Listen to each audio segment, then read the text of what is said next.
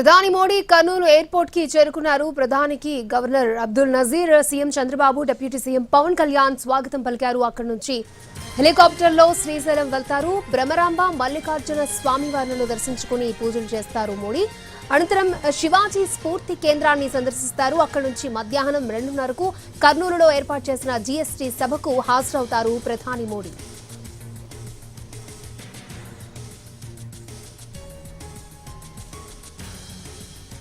Super GST, super savings పేరుతో జరిగే బహిరంగ సభకు సుమారు 3 లక్షల మంది హాజరవుతారని అంచనా. ఈ సభకు కర్నూలు శివారులోని నన్నూరు వద్ద 450 ఎకరాల్లో ఏర్పాట్లు చేశారు. సభకు 40 ఎకరాల్లో 3 భారీ టెంట్లు నిర్మించారు. వర్షం వచ్చినా ఇబ్బంది లేకుండా జాగ్రత్తలను తీసుకున్నారు. ఇక్కడి నుంచే రాష్ట్ర వ్యాప్తంగా పలు చోట్ల నిర్మించబోతున్న 13,429 కోట్ల విలువైన ప్రాజెక్టులకు ప్రధాని మోడీ వర్చువల్ గా ప్రారంభోత్సవాలు, శంకుస్థాపనలు చేయనున్నారు.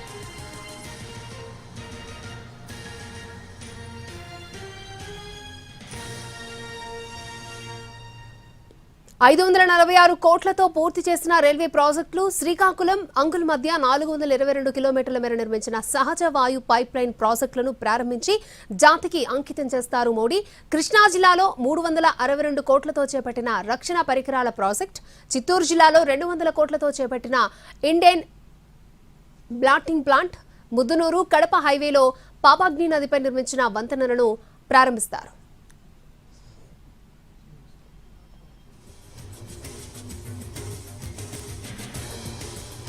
ప్రధాని పర్యటన సందర్భంగా కర్నూలు, శ్రీశైలంలో చేసిన ఏర్పాట్లపై ముఖ్యమంత్రి చంద్రబాబు సమీక్షించారు. మంత్రులు ఏర్పాట్లను పరిశీలించారు. డీజీపీ హరీష్ కుమార్ గుప్తా సభా ప్రాంగణంలో భద్రతా ఏర్పాట్లను మానిటర్ చేశారు.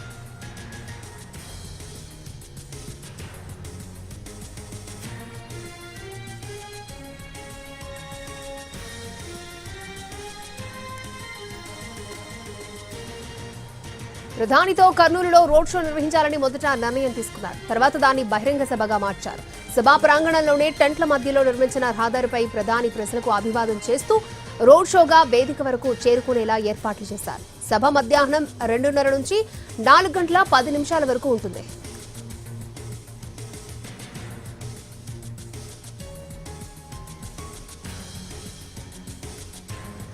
రైట్, ప్రధాని మోడీ పర్యటనకు సంబంధించి మరిన్ని అప్డేట్స్ అందించడానికి మా ప్రతినిధి చంద్రశేఖర్ మనకు లైవ్ లో అందుబాటులో ఉన్నారు. చంద్రశేఖర్,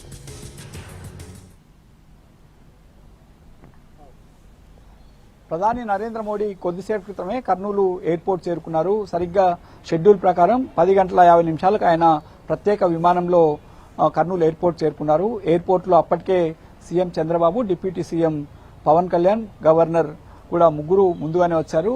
ప్రధానమంత్రికి స్వాగతం పలికారు. కొద్దిసేపట్లోనే 5 నిమిషాల్లోనే ఇక్కడి నుంచి ప్రత్యేక హెలికాప్టర్లో సున్నిపెంట హెలిప్యాడ్కు చేరుకుంటారు. అక్కడి నుంచి రోడ్డు మార్గంలో శ్రీశైలం ఆలయానికి చేరుకుంటారు.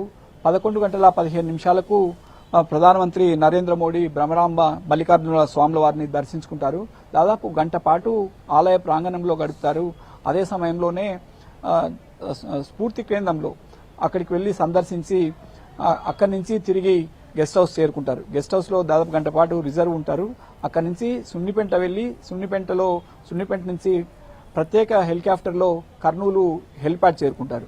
కర్నూలులో భారీ ఎత్తున ఏర్పాట్లు చేశారు.